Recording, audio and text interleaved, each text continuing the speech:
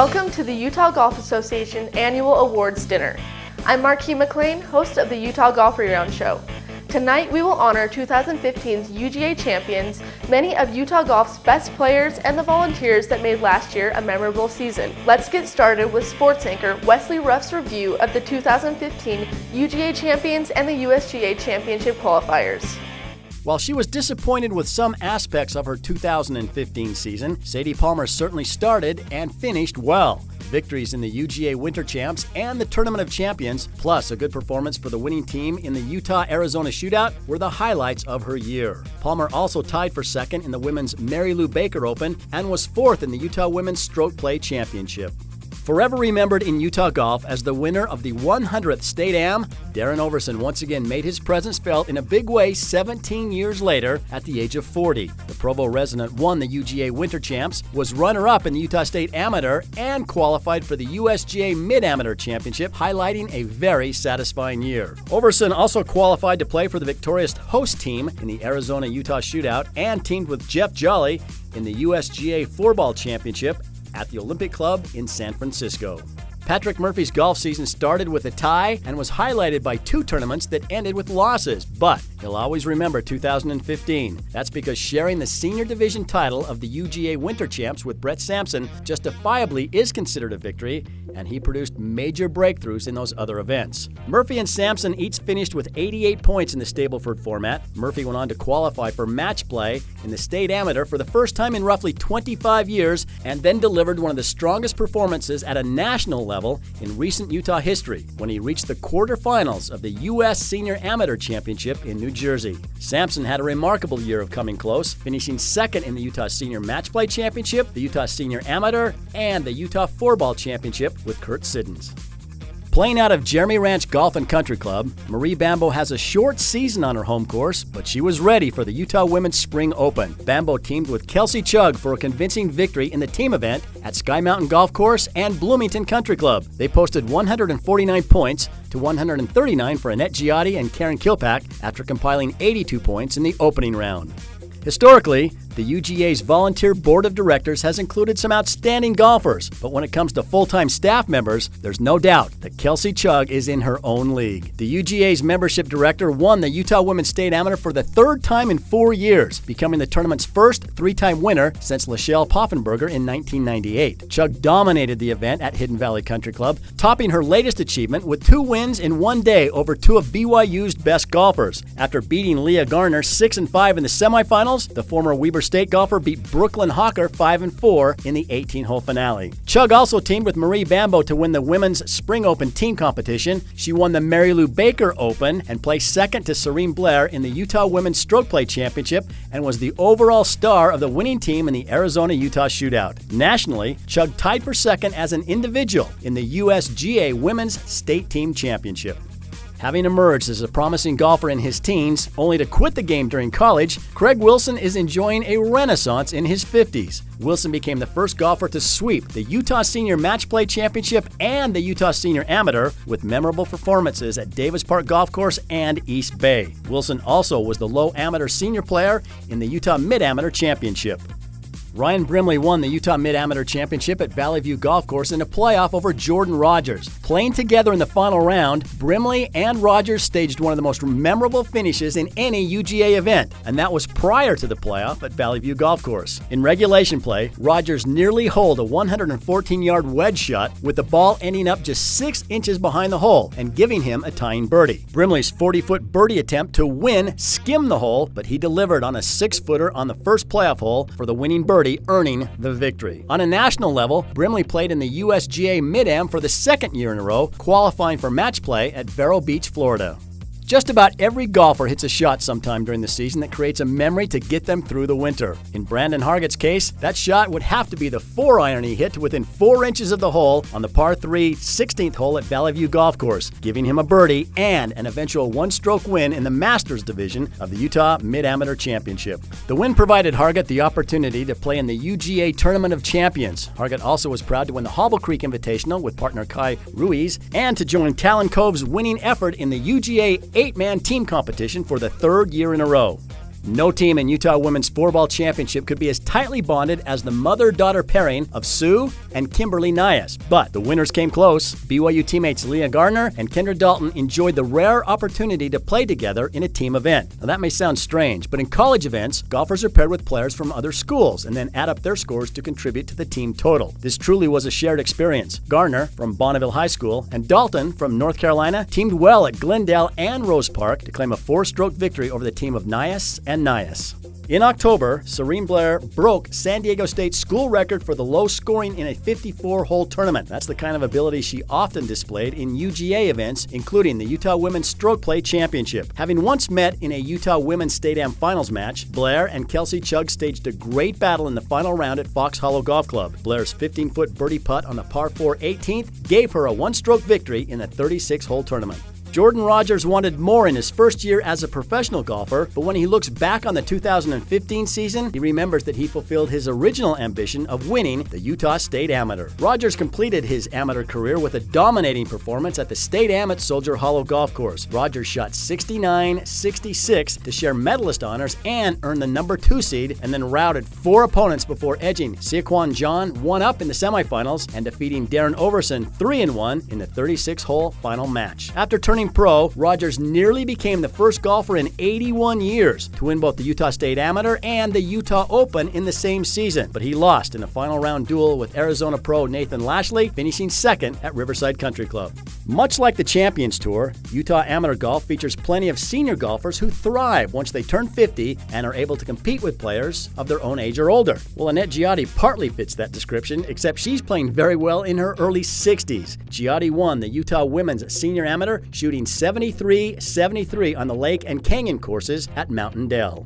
Kurt Owen and Kurt Nelson shot a final round 64 to win the Utah Floorball Championship at Victory Ranch Golf Club. Owen and Nelson shot 71-64-135 to take top honors, beating Robbie Fillmore and Jed Rammel by 1 shot.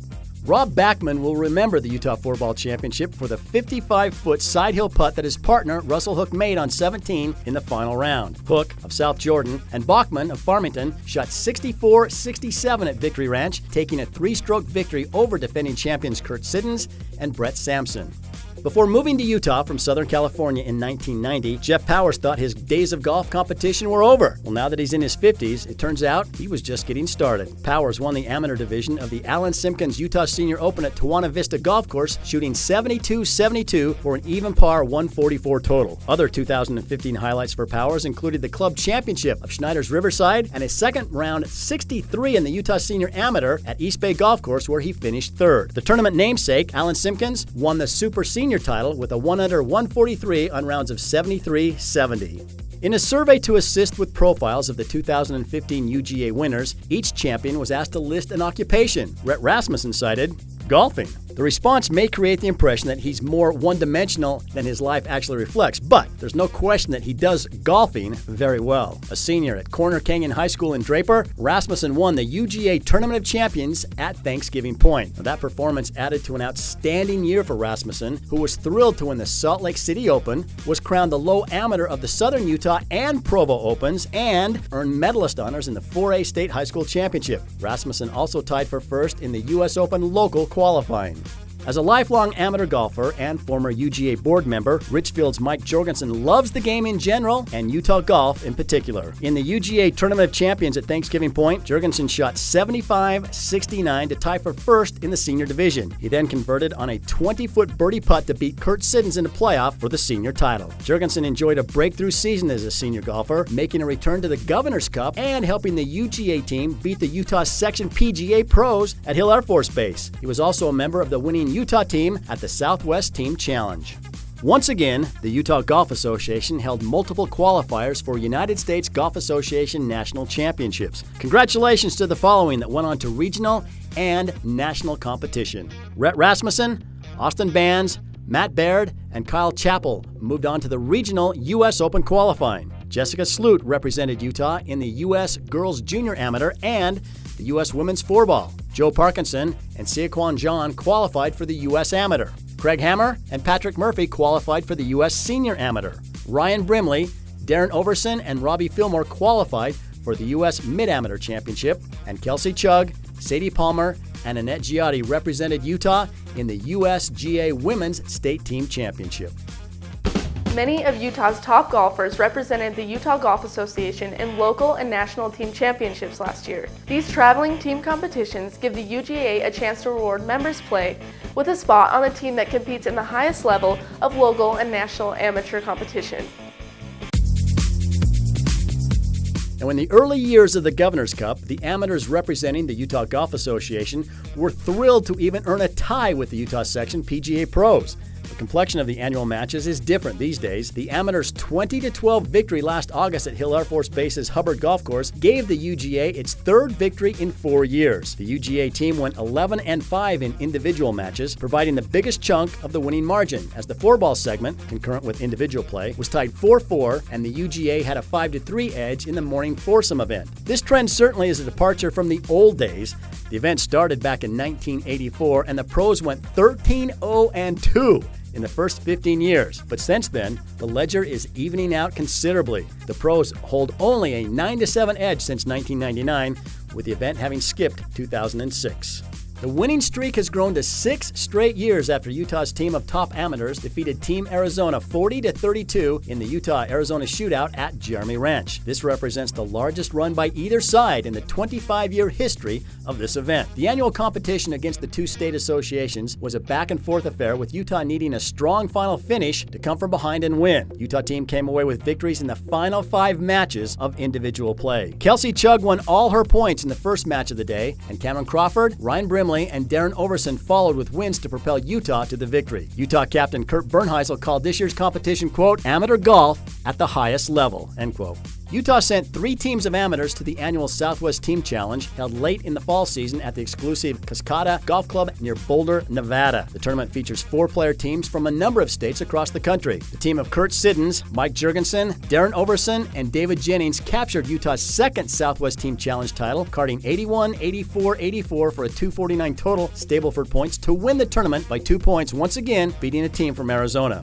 Team Navy defeated Team White 18-6 in the annual UGA Women's Goddard Cup competition held at Oak Ridge Country Club. The Goddard Cup is, of course, named in memory of Jeannie Goddard, a longtime promoter of women's golf and the first woman elected to the Utah Golf Association Board of Directors. The teams are selected from the UGA Women's Player Performance Ranking, with the odd-numbered ranked ladies competing against the even-numbered ranked ladies. The competition includes a foursome segment and a 4-ball segment with 1 point for the front 9, 1 point for the back 9, and 1 point for the 18 holes. The Navy team won the foursome segment 10-2 and the 4-ball segment 8-4. Team Utah was represented in the Pacific Coast Amateur by Rhett Rasmussen, Brandon Kidda, and Darren Overson, and finished in 12th place of the Morse Cup team competition. Rasmussen led the team with a top 30 finish. Each season, the UGA partners with the Utah Junior Golf Association to sponsor junior traveling teams that represent Utah while competing on the national junior amateur level. The players earn their spot on the teams with the quality of play throughout the UJGA season. This year, the UJGA fielded teams in the Eddie Hogan Cup, and members of that team, Dylan Chugg, Hayden Bands, Dave Timmons, and Max Brenchley. The Mary Cave Cup, members of that team, Gracie Richens, Zaria Thompson, Tess Blair, and Kaylin Ponich. The Boys Junior America's Cup, members of the team, Carson Lundell, Cole Ponich, Brock Stanger, and Elijah Turner. And the Girls Junior America's Cup, members of the team, Kirsten Fotu, Jessica Sloot, Laura Gerner, and Kyla Smith. The 2015 UGA League Play competition was strong this year, and the UGA is proud of this program, which allows for teams from across the state to compete season-long for the right to be called champions. Here's Wesley with the list of the 2015 champions.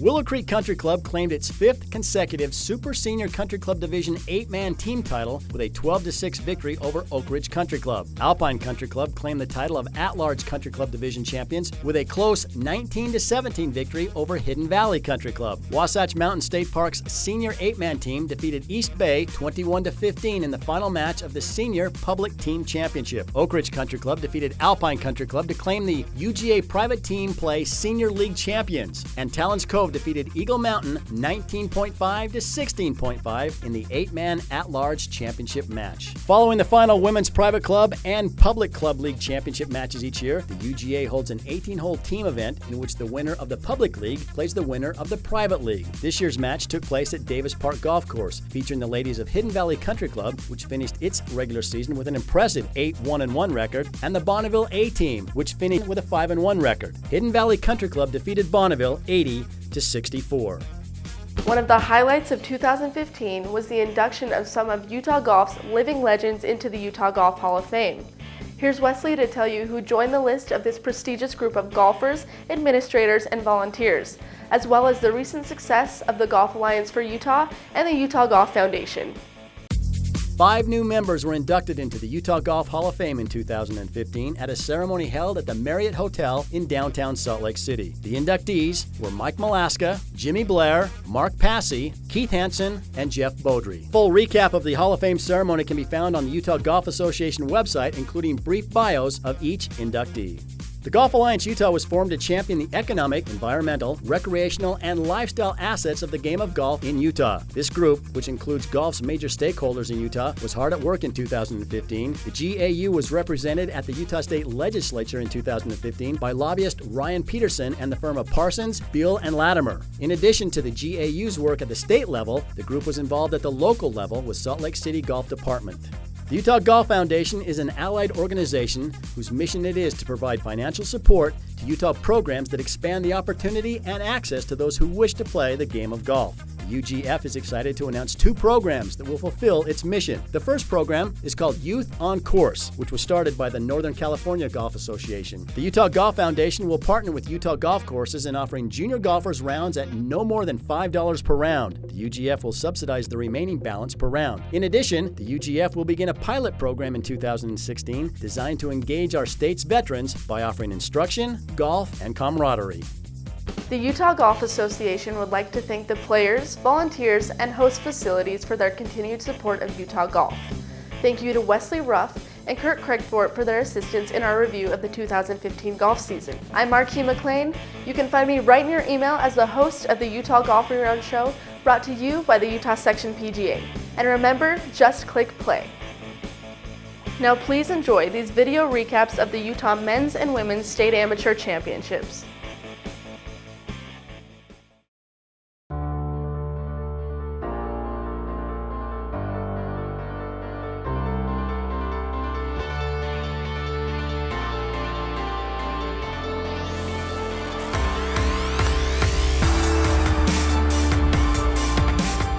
The prestige of this championship is the history. We just had our Breakfast of Champions. We had 50 years of champions. I don't think there's a single event that brings in the number of golfers and the talent pool that we have for the Utah State Amateur. This is the peak of all Utah amateur golf. I think it's the top tournament. The State Am is the most prestigious tournament in Utah. The championship's been around for 117 years. No other tournament in the world can boast that. It's almost one of those numbers that's too big to grasp, that we get to be a part of that. And I think the players that are here get a sense that they're part of that unbroken cycle. It's something special. You know, the Utah State Am in general is just an awesome tournament to win. I think it's a big deal. I think it means a lot to a lot of people. I think Soldier Hollow is a great venue. A spectacular venue, spectacular scenery. I think Soldier Hollow is one of the best tests of golf in Utah. We absolutely love this place. I think it's truly a championship course. We've had the USGA Amateur Public Links here in 2012. It's the only course that can boast hosting a national championship. 5 state championships and 1 national championship in 11 years. This is really the culmination of all those events. It's really kind of a celebration. And this is where championships are played.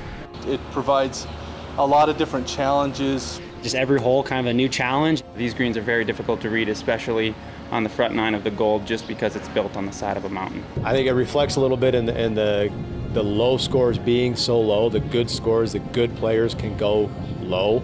I think you have to be spot on with your game. I think it brings out a lot of our top players, as you see in our match play field. This is probably one of the strongest fields I've seen at the State Am. These guys play week in and week out. We've got a tremendous amount of ability out there. My expectation was to win the stroke play and win the match play as well. You know, and the state am as a whole. There's a lot of good competitors, a lot of good amateurs, past champions this year. We've got several past champions. We've got a lot of young talent out there also. I've been hitting a lot of fairways and a lot of greens and just having fun out there, making the key putts when I need to. And I've just kind of gotten done what I had to do, making some key putts when I needed to. I feel good. I had some close matches coming in, and I made some good putts. Struggling a little bit with some things, but they're coming. I don't really stress out too bad if I start struggling for a few holes. And I feel really good about my game, confident with the putter, and I'm excited for the match today, and then hopefully, keep moving on. Take it shot by shot and play hole by hole, see what happens. I knew the first 2 days were the most important part of the tournament, just getting into match play, because you never know what's going to happen after then. Most, if not all, of the top point getters are in the match play field, and a lot of guys that are on the top of that list didn't even make match play, so that speaks to how strong this field is this year. Anything can happen. 18 holes is a long match, so anything can happen. Ladies and gentlemen, welcome to the final match of the 117th Utah State Amateur Championship at Soldier Hollow.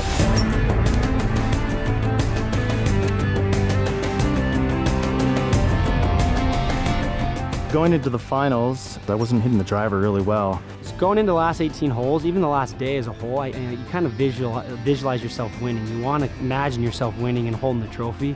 Playing in the finals, I know I was playing against Jordan and he hits the ball a long ways, but it was more important to get the ball in play. I just tried to keep doing what I was doing.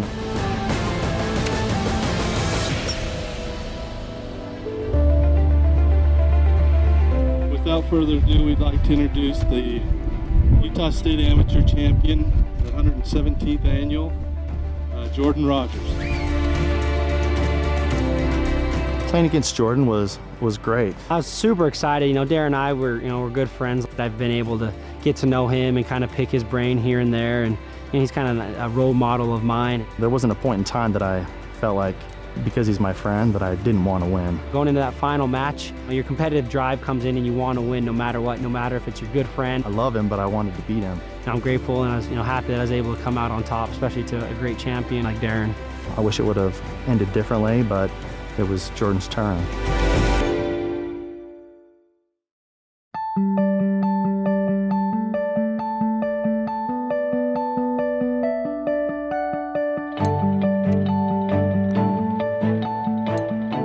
Match play just is a challenge to keep within yourself as a player. Sometimes in match play, since you're playing against one opponent, you get a little focused on their shots rather than playing your own game, and I think each competitor did that. I have so much golf envy when I watch these girls because they're beautiful golfers. They hit perfect shots. I keep wondering how they can hit it so far. Women's golf has improved so much. Quality of play has really increased a lot. These gals can play.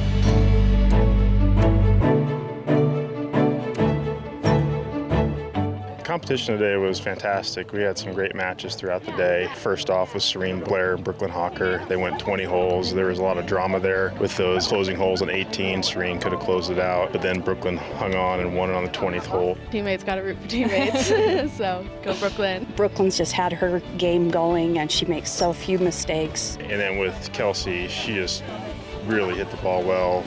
She was the player to beat. She's hitting the ball so straight and so long, and then she's making her putts. Kelsey played unbelievably. She hit her driver extremely well. She had 100 yards in almost every par 4. She's a strong player. She hits it out there with any of the men I play with. So it looked like they were going along pretty close, and then on the 9th hole, Kelsey hit this drive that was just a monster, and then she was 195 out and hit just to the back of the green and ended up with a birdie, almost an eagle, and it just seemed to really change from there. To have her name on the trophy once is remarkable, but to have her name on there 3 times, I think probably cements her as one of the top amateur players of all time in the state.